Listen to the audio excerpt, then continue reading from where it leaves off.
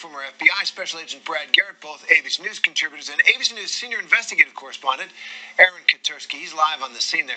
Aaron, first, tell us a little bit about what triggered this move by Mayor Adams. He said he came into office knowing that public safety would be a high priority, but he moved at this moment with this high-profile press conference and statement and program after the shooting of a police officer in Harlem a couple of days ago. Tell us about that, where that investigation is, and what this response looks like on the ground there.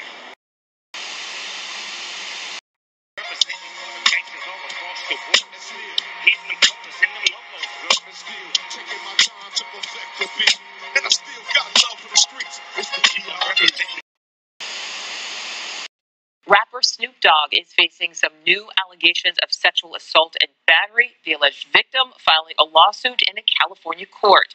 NewsNation correspondent Alex Capriello is live outside of SoFi Stadium. So, Alex, what can you tell us about these accusations? Well, these accusations made against Snoop Dogg describe the 50-year-old rapper as a longtime predator, one who would promise jobs to some of his background dancers in return for sexual favors. After humiliation is riches, power, might, and blessing eternally, forever. Scientists on this question: why do some people not get COVID even as others around them do?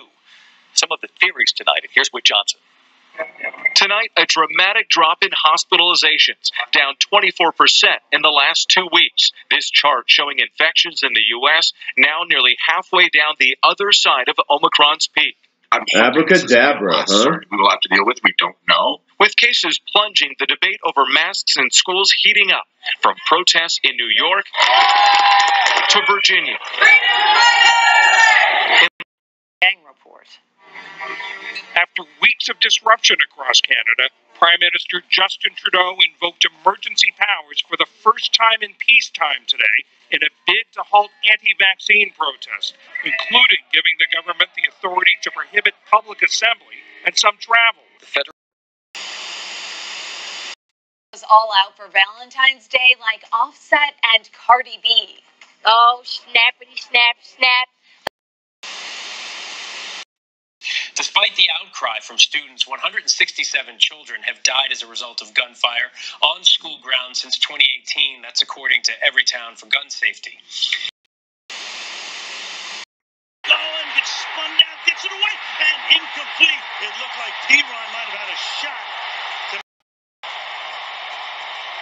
Do not even have to think about it. Pointing to the ring finger.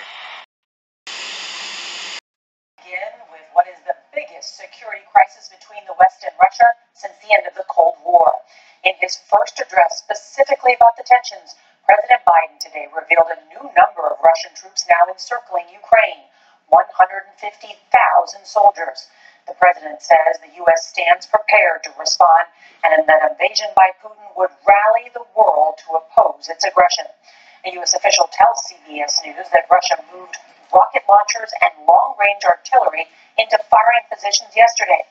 Earlier today, the websites of Ukraine's defense ministry, armed forces, and 2 state-owned banks were brought down by a cyber attack. Ukraine's government released a statement suggesting Russians were the perpetrators, and experts have long said electronic warfare could be a precursor to invasion. CBS's Charlie Daggett is on the ground in Ukraine, but we're going to start with CBS's Ed O'Keefe at the White House. Good evening, Ed.